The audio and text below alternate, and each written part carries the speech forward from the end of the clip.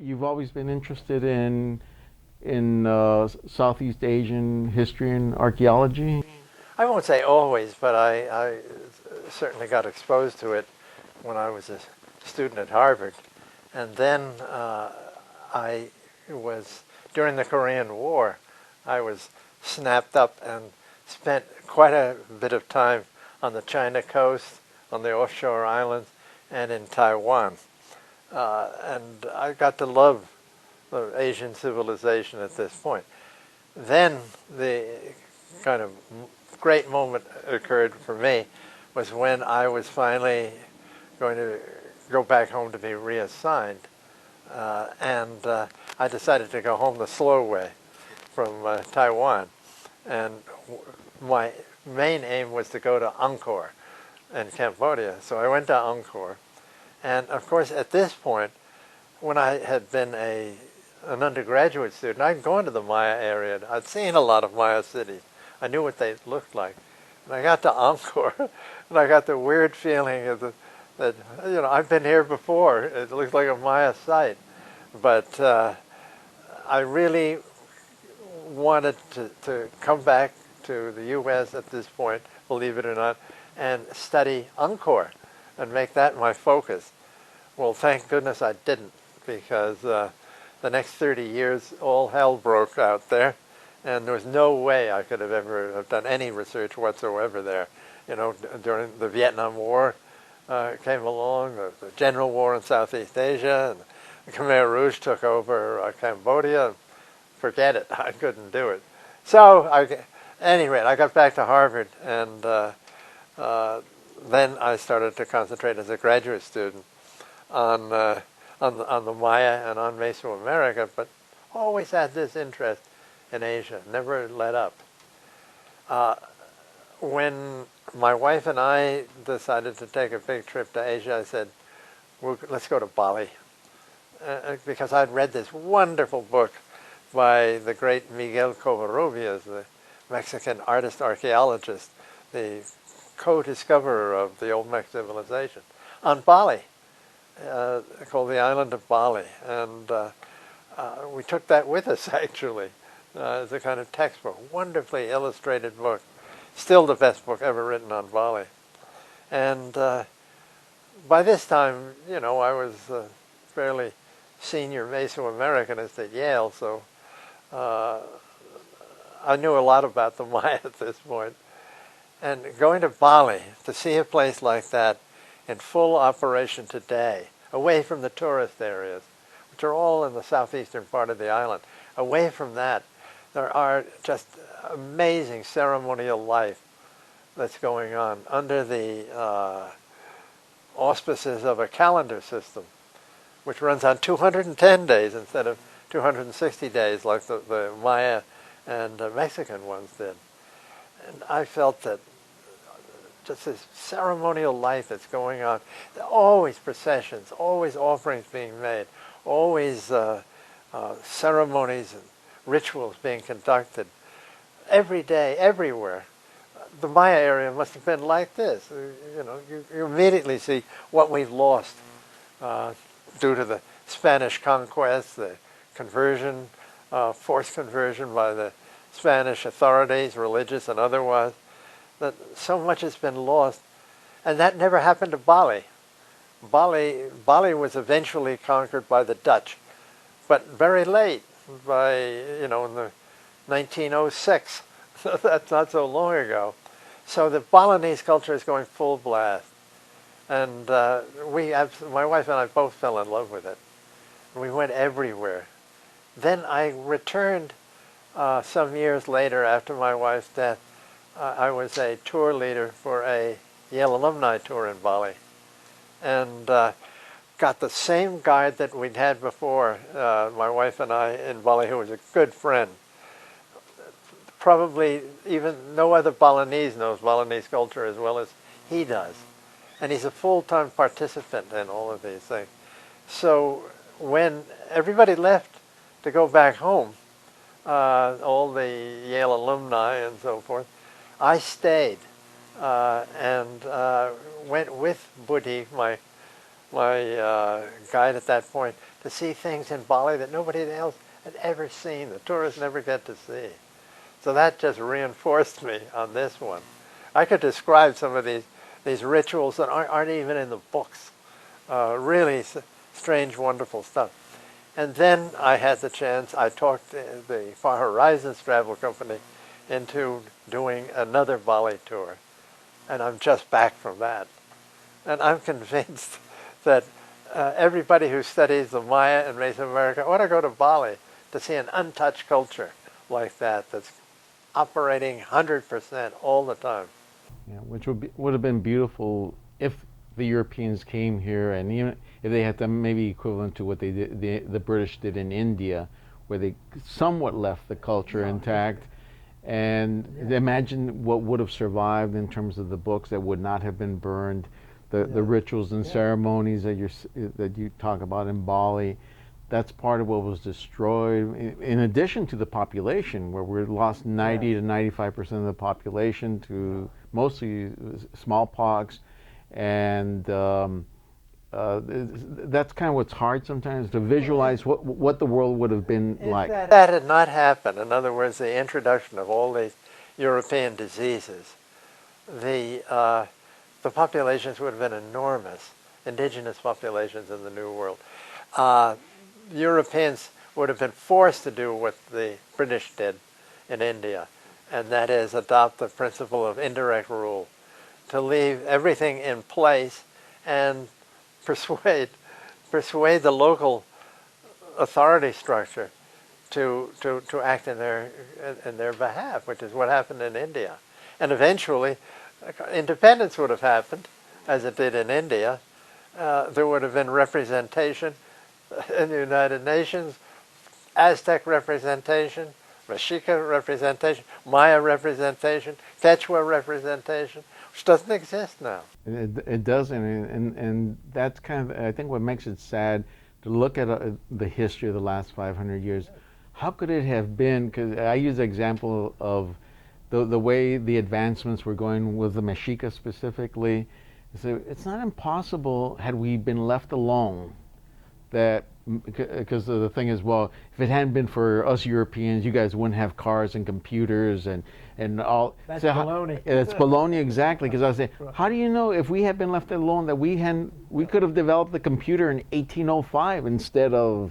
So you can't say that's impossible. That's correct. Yeah, and that's one of the things that's very difficult for our own people to understand, is the accomplishments that we had here on the continent, in terms of the larger cities, the cleaner cities, the better education system, and all that. And that's why when you talk about a place like Bali, where they've been able to hang on to a lot of their own culture. I remember reading something where they were trying to change the calendar system, and it screwed up the ecology. I know what you're talking about.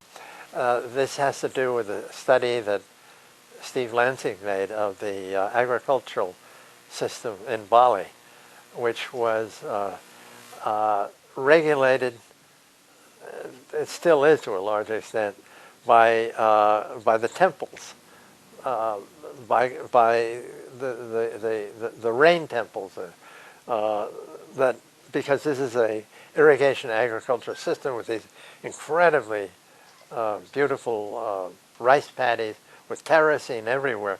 All of this was not run by any of the Balinese kings. It was run by the agricultural priesthood, which operated through and still does to a certain extent.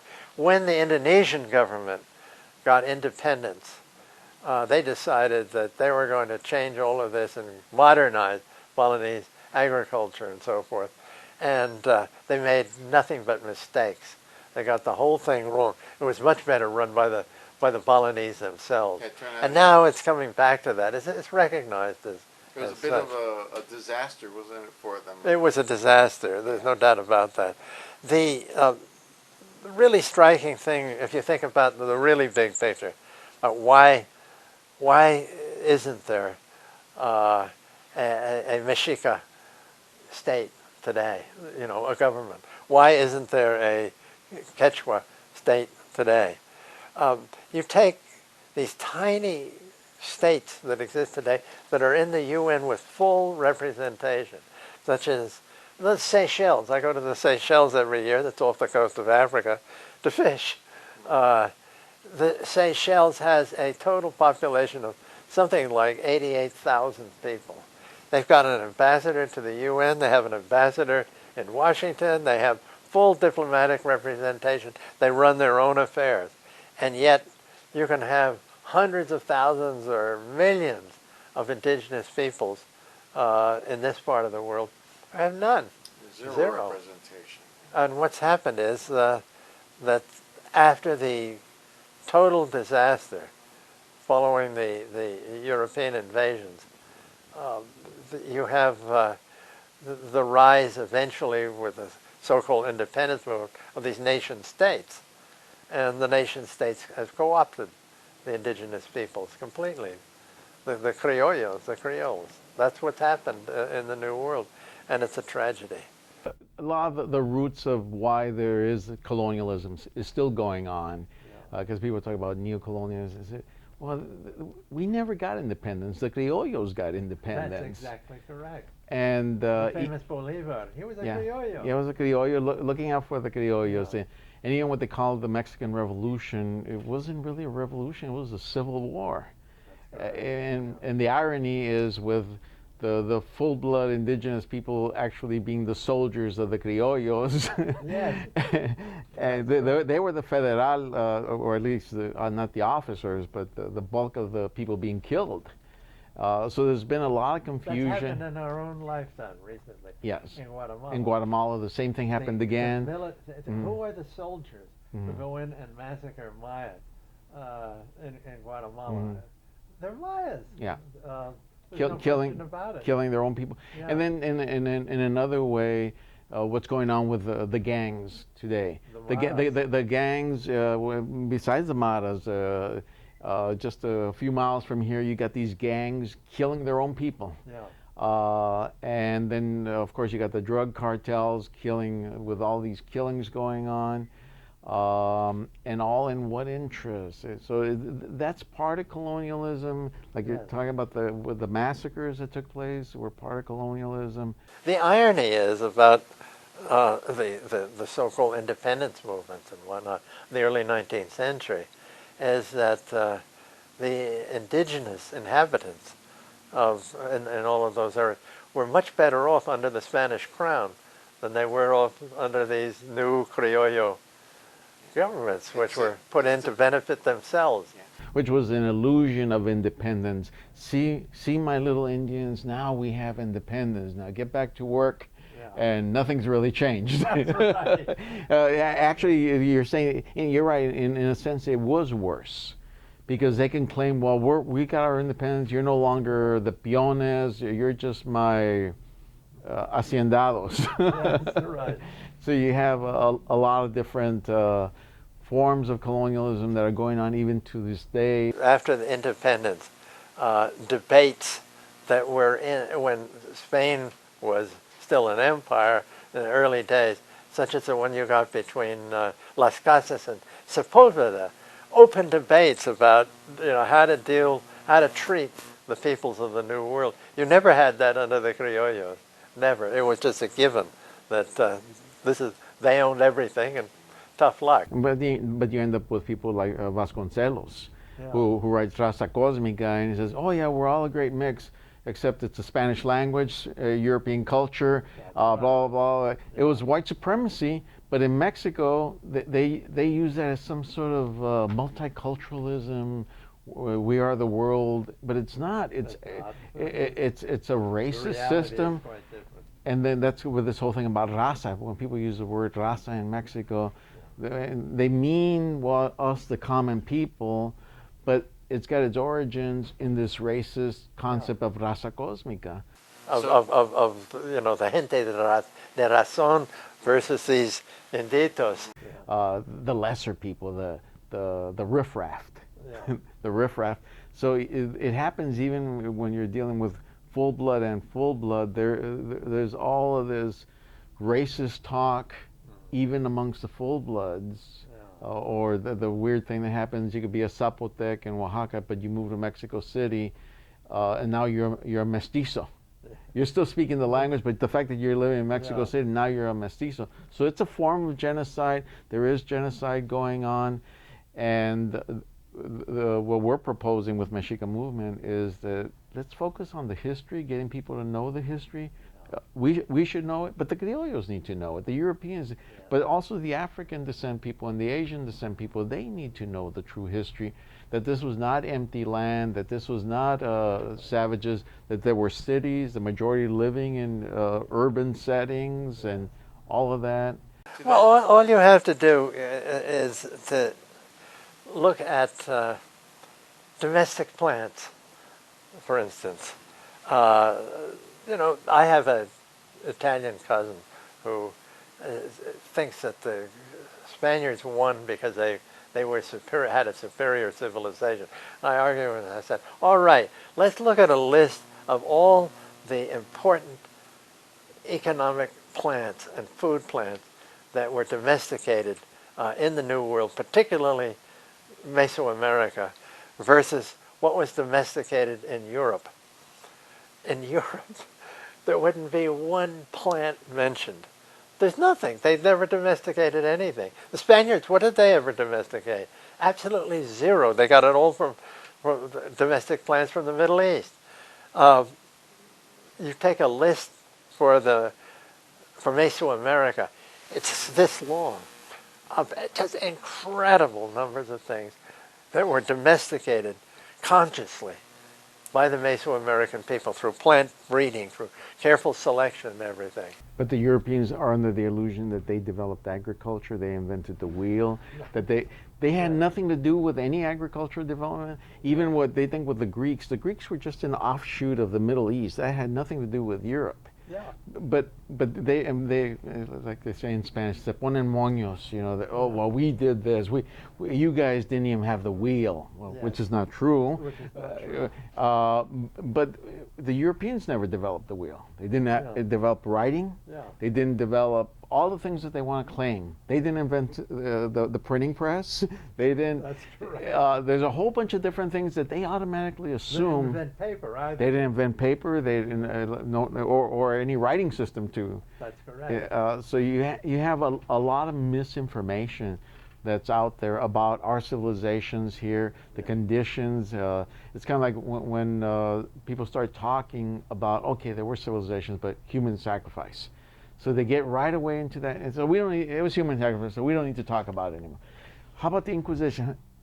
Well, there were more people actually being killed by the Inquisition than in Europe than the whole population of the Western Hemisphere in terms of what human sacrifice was going on. Yeah. If you take into account the tortures and people who died, Burning people burning alive people at lit, the stake, yeah.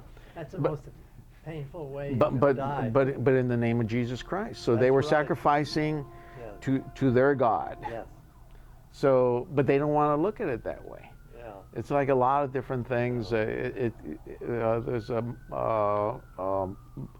James Blount, who has this book on colonizers' model of the world.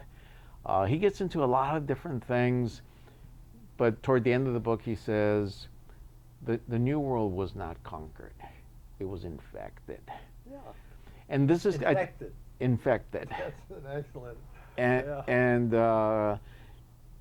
and I think this is kind of the overall issue that we see also is this dancing around the issue of smallpox. It was first used in the Canary Islands, Yeah. used in the Caribbean, used in Mexico, used in Inca, and beyond that into South Africa, into the Polynesian areas, into Australia. Everywhere where it could possibly was used 100% of the time, yet it was an accident. Yeah. So what would they say in a court of law? You know, the Canaries are interesting. What they did in the Canaries, it was a dress rehearsal for imperialism and colonialism, definitely a dress rehearsal. and the Holocaust that were committed around the world, down to the Jewish Holocaust. Yes. You can trace it all back to the popes and the papal bulls saying, "Have at it." Yeah, that's right. Well, you know, there was a dividing line. Of course, it went right down the globe. But on one side, Spaniards, do your Yeah. stuff. The other side, Portuguese, do your stuff. But I'm talking about the earlier papal bulls from the 1450s that basically says you can go into non-Christian areas, you can take what they have, you can kill them, you can enslave them. That's more that what one. that Yes. one. That is basically gave moral authority to kill, to steal, to enslave, to destroy. So with that and the fact that they were using the smallpox, that's what made the Europeans worldwide the powerful, wealthy people that they are today. And it's inconvenient to talk about all of this. And that's why even with David Standard with American Holocaust book, and, or even what's the other guy? His name is not coming to me. The guy from the University of Colorado. Churchill. Like even Ward Churchill, he'll focus mostly on Native American U.S. and talking about the smallpox, but he's talking about the itsy bitsy uses of smallpox. Yes. Yeah, and then David. Disinfected blankets. Yeah, which is totally meaningless in context of the full use of it throughout the whole continent. So even these people that are very progressive and all that, they don't want to say this was intentionally done. But I've used the example of, okay, you got a traveling salesman, he travels throughout the U.S. In 44 of the cities that he's been to, and in those hotels, there's been a murder that's taken place, and he's only been to 44 places. Now, what are the odds that he was not involved in at least one of those murders? And most likely was involved in all of those murders. In a court of law, would be prosecuted. Right? Just circumstantial evidence. And the circumstantial evidence says they may not have understood the mechanics or the biology of smallpox, but they knew how to spread it. And of course, it was great profit, and you get free land, free gold, and you can look in terms of the Caribbean, but more specifically with the Mexica, where the ruler ends up dying, Cuitlahuac ends up dying from smallpox. Or you go into the south with the Inca. Before they even arrived, it had already. So that's pretty effective use of before they got to Guatemala. And going ahead. So, and of course, even in the southeast, the use of it with DeSoto. So you have this constant use of it. At what point do you stop saying it was an accident? I see what you mean. Yes. Yeah. And this is one of the points that we're trying to get across. This was not an accident. They didn't understand the biology of it. But they knew, you don't have to know the biology of it. And this is one of the things that changed our whole world. In the same way that this whole thing about, well, you guys are mestizos and blah, blah, blah. And it's all like, okay, but then the Jewish people are for the most part mestizos, right? And they're not denied their Jewishness. So what we're seeing is that there's different rules for different folks. And in the Western Hemisphere, white people control the whole hemisphere. They're still controlling the resources. We are basically been impoverished through this whole process of colonization and genocide, our Holocaust and all that. You know, I have a sort of a long-range view that I think is a correct one. If I sometimes ask, what are the worst things that have ever happened in the history of the world? And I would put it down to, believe it or not, the first one I think is the downfall of the classical world in Europe, the end of that and the beginning of the Dark Ages in Europe. That was a terrible time. The second one is the invasion, or as you would have it, the infection of the New World. And the third one is, I think, the First World War. All the horrors that have happened in the 20th century and continuing even into our own century are due to the idiocy and stupidity of people who allowed the First World War to take place. But the three of them are rooted in the same cause. The the Germanic tribes, the barbarians, Yeah, right. okay, who came down, destroyed civilization, not created civilization, destroyed civilization, where we get the word barbarian. And these are also the same people that are rooted in basically with the conquest or the reconquest in Spain. These were the Germanic people of the north, Visigoths. exactly, who went down there, and so you got this Germanic aspect, Yes. destroying civilizations, and coming into the Western Hemisphere, exactly, coming in between the Spaniards and the English. Again, this Germanic wave on the world, this Germanic wave that caused the world wars, First World War. and this Germanic America that is basically, again, claiming Western civilization, claiming invention of everything from the wheel and agriculture to the computer. And there's a falseness in a lot of this history. And most of this history, it's delusional, but they'll look and say, well, look, we got all this. You guys are just crybabies. Yeah. But then don't claim the moral superiority. Yeah. But they do claim the moral superiority. Right. So that's for me is there is a Germanic root to all of this. Yeah. And of course doesn't feel good for the Germans, but then they're already trying to say, let's forget about World War II and what happened to the Jews. You know, it's in the past. Yeah. And that seems to be the other pattern. Leave the past in the past, except for Jesus and Napoleon and George Washington and our stuff. Yeah. And you guys forget about that you had cities, because they weren't real cities. You didn't have real universities. You didn't have real medicine. You didn't have, You know, the revolution was supposed to, bring everybody up into sort of a new political realm who've been trodden down all these years. But in fact, it has not happened. The Instituto Indigenista in Mexico that was set up, with all of these high ideals, in actuality, they're out to transform the Indian peoples of Mexico into Mexicans. That is, to be part of the modern Mexican state. It's totally assimilist. but it's Assimilation was it. but it's also not so much Mexican, but Hispanicized. Well, yes. Let's call it that. Let's not use the word Mexico. Yeah. Let's say Hispanicized. That's exactly what it's up to. And I don't know whether they're still operating or not, but ever since the 1920s, this has been going this way. 1930s, it picked up. So you had no instruction of kids anymore in their own languages, no recognition of them. They're all gonna speak Spanish. They're all gonna be, little citizens of the Republic, and that's it. And that's a totally assimilist thing. It wasn't the United States until the New Deal, till Franklin Roosevelt came in. Totally assimilation. You wanted all of these semi-nomadic peoples on horseback and whatnot. They're going to farm from now on. They're going to speak English. You yanked them out.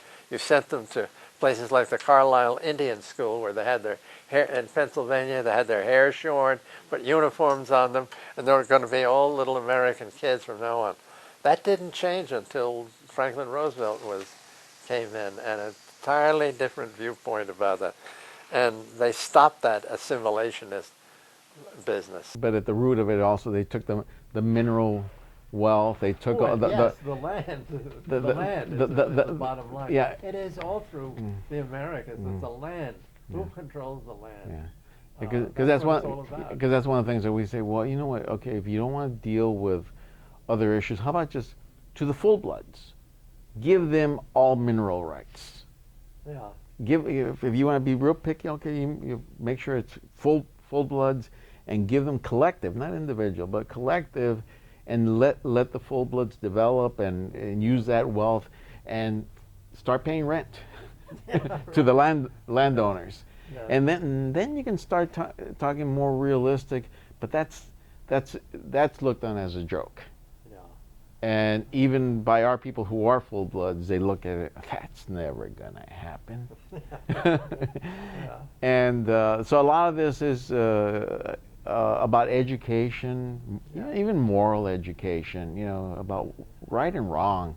The golden rule, is this the way you would want to be treated? You know, well, yeah, well, if that had happened to me, I would go along with it. Yeah, right.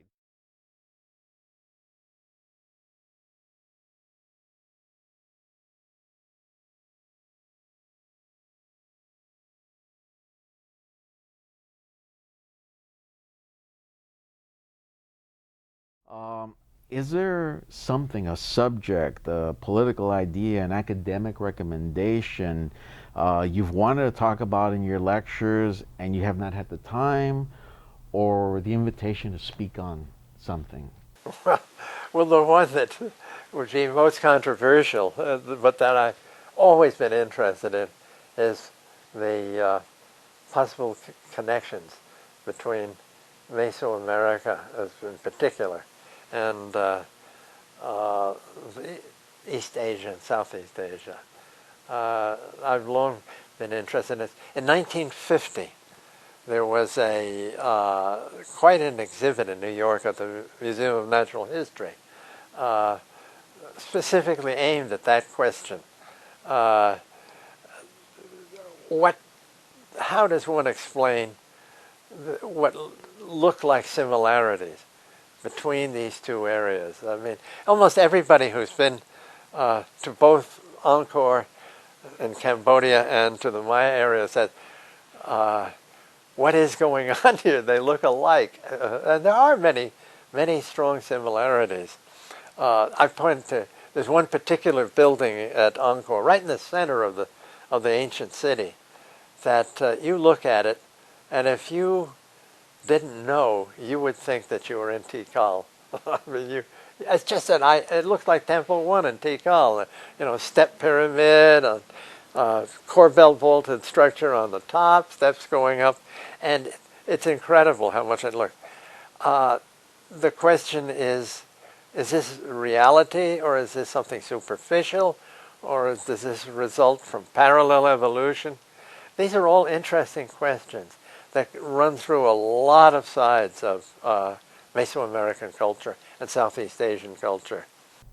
Calendar systems, cosmological systems, how one views time and the universe. How does one put time together with space in a cosmological system? And there are some really amazing similarities there that really cannot be explained as independent invention. Other than there's a That roughly, interests me. other than there's a roughly about 1,000 year gap. Well, you have to control the calendrical systems in both, or you have to control the chronology in both areas. And that's what they did not do in the Museum of Natural History show back there in the 1950s. The people who put it together, you know, they'd slap a picture of a Cambodian temple pyramid or Angkor Wat, or the most famous one, and then they'd show you, you know, well, here's Tikal, or here's, you know, one of these other, Copan, one of these other great Maya sites. They must have the Maya must have derived their civilization from Cambodia. They've got the chronology wrong, because Cambodia doesn't take off till the point where the Maya are beginning to collapse. Decline, yeah. The Maya were making temple pyramids back 500 BC, big ones, huge ones. Nobody was doing anything like that in Cambodia at that point. No major So you have to archaeological control the sites. chronology Yeah. if you're going to make arguments like that. Because If anything, it would have gone the other way. Yeah, yeah. And that's just that people think they were contemporaries, Yeah. and they weren't. No, they weren't. There's an overlap. That's all there is. They were at least 1,000 but- years. Well, not quite 1,000. The Khmer Empire, which is where everything comes from, in Cambodia begins in 802 AD. By this time, that's old hat stuff to the Maya. They've been doing that kind of thing for 1,000 years before. And they last till about, say 1400. The Maya collapse takes place from about 850 on. So the Maya are earlier on all these things. But there are incredible similarities between the two areas. We've now got teams from both sides, from both scholarly traditions, meeting now to discuss things like why the collapse, what happened in these two areas that are so similar. They're both monsoon lowland monsoon civilizations that have rainy season and dry season that take place at exactly the same time because they're both north of the equator. Agricultural collapse of the infrastructure, outside invasions which are taking place, the Thai coming into from the northwest into the Cambodia, God knows who coming into the Maya area, but they certainly did. You have the same problems are in both areas. Now we're comparing notes to see if we can get insights into this whole problem of collapse in a lowland civilization. This is something that's completely new, and I'll have to admit, I thought the idea up of getting these groups together. So now we have Mayanists. I've actually took a group to Cambodia 2 years ago, and now Cambodian archaeologists, both foreigners and Khmer themselves, are coming over to the Maya area to look at these sites. It's an exciting period now. So, but that doesn't, we're not talking about connections now. We're talking about we're comparing two civilizations. But the connection business won't go away because there are amazing, deep-lying similarities between the cosmological systems of these people, the creation ideas about space and time that are on both sides of the Pacific. And it cannot have come up through chance. It cannot have come up through independent invention. They're just too specific to do a thing like that. You want to hear what I think about it? Yeah. Okay. In both areas, you've got an idea of the universe arrayed to the four directions. Okay, that's fine. So you can watch the way the sun goes across the sky and figure out there's an east and a west, and you take right angles to that. You've got a north and a south. But this goes beyond anything simple like that. It's the idea that at each direction, major direction, is associated with a specific color. Say red in the north, white in the west, black in the south, blue in the east, or something of that nature. They're different in all these areas, but the idea of colors being associated with these directions, there's nothing obvious about that. Why should anybody think that the directions are associated with these major colors? Not only that, but you have specific gods associated with this, specific points on the calendar, on these permutation calendars. In Cambodia, it's a 210-day calendar. For the Maya and for the Mexica and all these people, 260 days. But you still go around and associate specific parts of the calendar with those directions. You have a tree or an important domestic plant of some sort appearing at these four directions. You have a specific bird that sits on top of each tree in each of these four directions. Not necessarily the same bird, but different species of birds. In China, for instance, this idea of color directions is taken to its ultimate development. You have musical notes associated with the directions. You have parts of the human body, specific organs of the human body. You have a whole mess of stuff arrayed like that. This is unknown in Europe, unknown in the West, unknown in Africa, unknown in the Middle East. But it's typically Asian, East Asian, and South Asian, Southeast Asia. I could point to, if I were doing a PowerPoint here, I could show you one page of the great Mexica manuscript, the Codex Feyebre Maya, which is a folding screen book. On one page, it's got the universe arrayed to the four directions and whatnot. I could also show you a Balinese calendar, which I happen to own, which shows the same thing. You can't tell me that those things are not connected in some way or another. So these are really important. I mean, the basic part of Aztec life was ceremonial and geared to this. The basic part of the life of the Balinese and other Southeast Asian people is geared to this. I just saw it. I've been participating in ceremonies in Bali, believe it or not, that fell on the 260-day occasion. I've got them all in my camera. I have, but I know they're there because it's a digital camera. So there are two possible explanations. One is that there was direct contact by boat at some point, probably about 2,000 years ago, between Southeast Asia and Mesoamerica. In which direction? And there was an intellectual meeting of these people, somehow or another, on the same level of culture, in which they shared this kind of stuff. This kind of thing went on in the old world, overland between Europe and Asia, actually, all met in Afghanistan, of all places. So it would be on this level of, let's say, 2,000 years ago. But people have been in the New World for over 20,000 years, we now know. What did they bring across from Asia into the New World with them? If you look at Australia, the Aboriginal peoples of Australia, you look at them and say, oh boy, are they primitive. Look at them, they've got stone tools still, they roam around, they used to roam around until recently all over the deserts and living a kind of a hand-to-mouth existence. But people who know Australia well, and these people, know they had the most complex culture inside their heads. I mean, so complex that to understand their kinship system, what they call each other and how they relate to everybody around them, you need a computer to understand this, actually. And there are computer programs for this. So these people have this stuff in their heads. What did they have in their heads when they came into the New World from Asia across the so-called Bering Strait, Bering Land Bridge or what have you? It was probably a lot more complex, what was going on inside their heads, than what we give them credit for. They could have brought the color direction thing across with them very easily.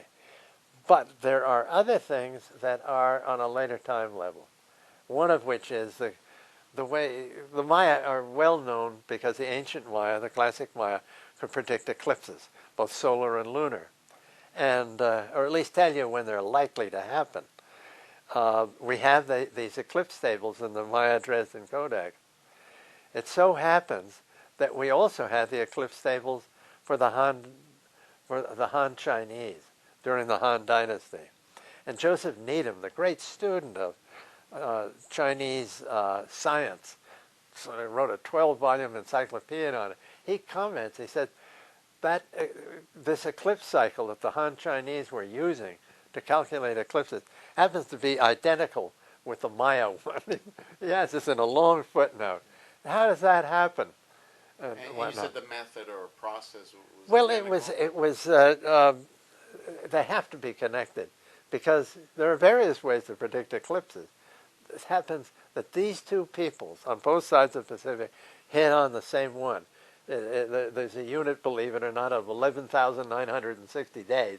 I won't go into all of this, but why 11,960 days? And they just hit on this, but that can't have been by chance. It's an excellent way to predict eclipses.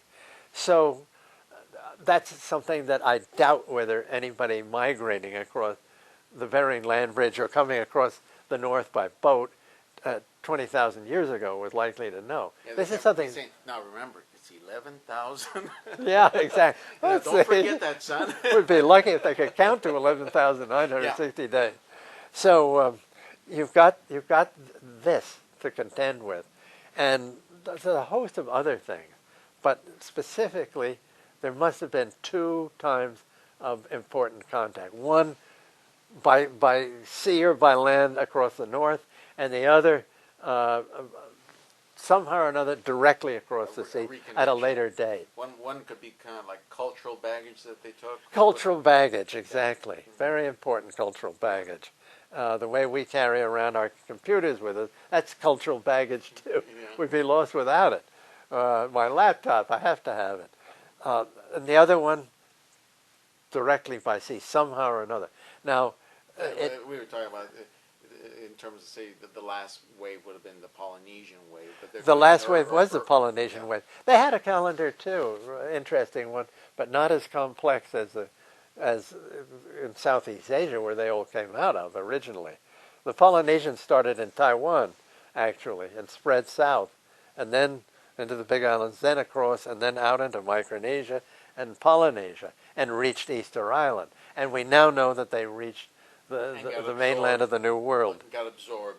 Yeah. Once they hit the main landmass, just got absorbed. Yeah. Into. Well, what the Polynesians brought back with them was an extremely important thing, which was the sweet potato. Yeah, which we're talking about going that way, but then in the other direction, because they were trying to figure out what's the sweet potato doing out in Micronesia. Yeah, it's all through Micronesia. It's all through that area, all through the Pacific, with its Quechua name.